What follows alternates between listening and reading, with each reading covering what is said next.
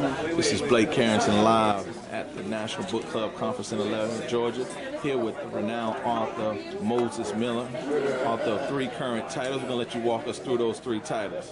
Which one was your first book? My first book was The Trifling Times of Nathan Jones, which is this one right here. It's a story about a young man who at 13 years of age was shopping with his parents when a robbery occurred a block away from where they were at. When the person was fleeing the scene of the robbery trying to evade the police, inadvertently drove into a group of pedestrians, and Nathan Jones' parents were killed in that accident. So he ends up growing up in a group home, but about a month after being there, he's introduced to another teenager. The reason why they introduced both of them is because on the same night, the same man murdered that other teenager's parents as well. So I'll take you through everything that occurs, all the trials and tribulations they experience growing up on the streets of Brooklyn. But even though outwardly it seems like both of them have dealt with the pain associated with their loss, there's a secret from the night their parents were murdered that one of them knows that he never shares with anyone. And later on in life, that secret comes back to haunt both of them. So that's the first book. The Game of Tribe picks up exactly where that book lets off. And then the final part of that series will be out soon, which is called Man the Trifecta. I also wrote a book for Feds Magazine, which is Once Upon a Time in Harlem. You see the banner right here. It's Once Upon a Time in Harlem. That's based in Harlem. It's a New York story about someone who comes up north from the South looking for new opportunities, but gets caught up in a lot of the things that's going on in Harlem in the 60s when that book is based in. And then outside of my fiction work, I also published a book called The Barakini.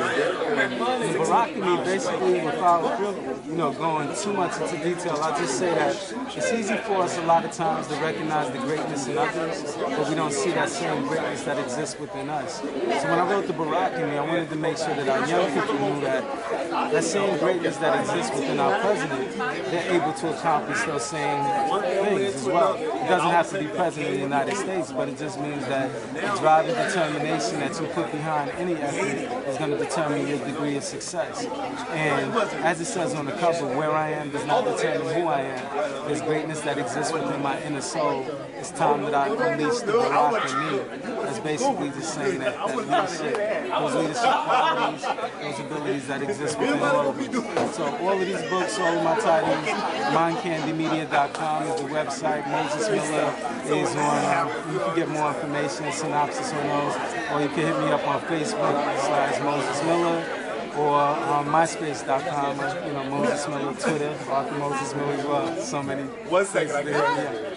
Now, are your books based on life experiences or actual characters? Well, of course, the Barakini actually it includes a lot of my own personal experiences.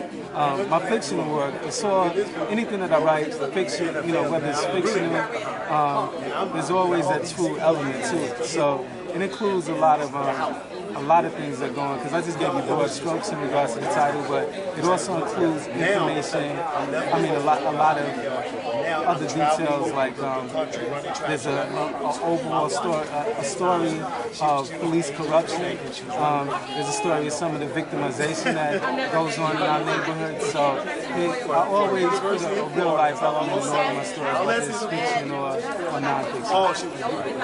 Anybody that's in the industry right now that if you could choose them as a mentor that you would just love to have, writing wise?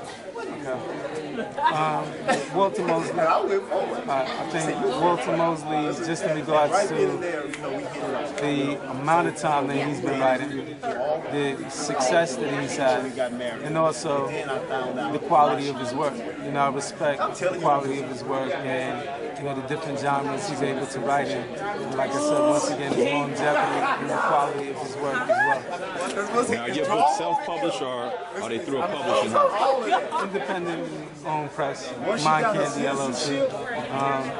Right now, the 4 titles that are out,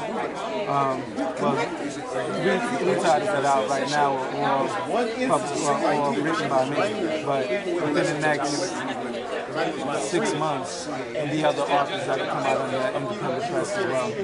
Now, for a new author out there that's looking to get into this industry, what advice would you give to them? I give a new author, I always tell authors this, is just perfect your craft. I mean, a lot of people look at books, or a lot of people say, I have a story to tell, so they think that means that because you've lived an interesting life, that is going to become a readable story, which isn't always necessarily the case. I know a lot of people who've been through a lot of stuff in life, who, if they were to put that down in a book, it may not, it may not be a well-constructed book. So I say perfect your craft. Study. There's a lot of information out there. There's a lot of, I mentioned Walter Mosley. Walter Mosley still takes classes, writing classes. So I say continue to perfect your craft.